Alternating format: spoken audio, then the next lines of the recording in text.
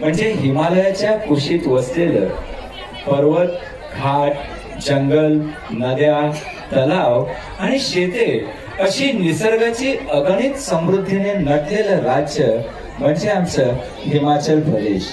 अहो, साक्षात ईश्वराचं, भगवंतांचं वसतिस्थान आणि धर्तीवरील स्वर्ग म्हणून ज्याला संबोधलं जातं ते या प्रदेशाचं क्षेत्रफळ 56,019 चौरस किलोमीटर आहे बरं का. आणि शिमला ही पृथ्वीवरील इंद्रपुरी असलेली राजधानी आमच्या हिमाचलची राजधानी.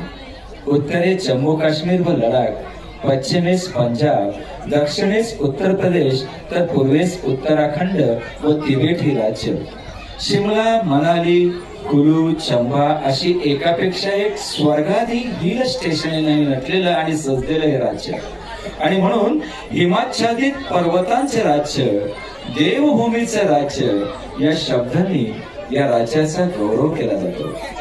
1956 मध्ये प्रथम हिमाचल प्रदेश हे केंद्रशासित राज्य म्हणून निर्माण झालं आणि 25 जानेवारी 1971 रोजी भारत देशाचे 18वे राज्य म्हणून त्यास मान्यता देण्यात आली.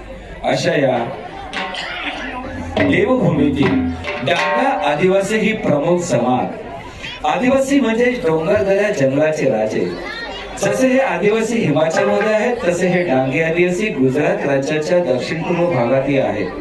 डांगी जमातीचे लोक धरणी मातेला प्रसन्न करण्यासाठी, तिची पूजा करण्यासाठी जे नृत्य सादर करतात ते डांगी नृत्य. डांगी जमातीतील पुरुष व स्त्रिया एकत्र येऊन हे नृत्य सादर करतात. या नृत्याचा वेग, आवेश व तणावाचे संयोजन लाजवाब असतं. हिमाचल प्रदेशातील चंबा खोऱ्यातील सर्वात जुना व लोकप्रिय असलेल्या नृत्य प्रकारात अत्यंत रंगीबेरंगी व एकच वेशभूषा करून स्त्री पुरुष हातात हात घालून फेर धरून नाचतात तेव्हा आपण मंत्रमुग्ध होऊन पाहतच राहतो. नाचताना स्त्रिया पुरुषांच्या खांद्यावर चढतात, दहीहंडीसारखे पिरॅमिड करतात, थर रचतात आणि या थरांमध्येही तोल सांभाळून नाचतात.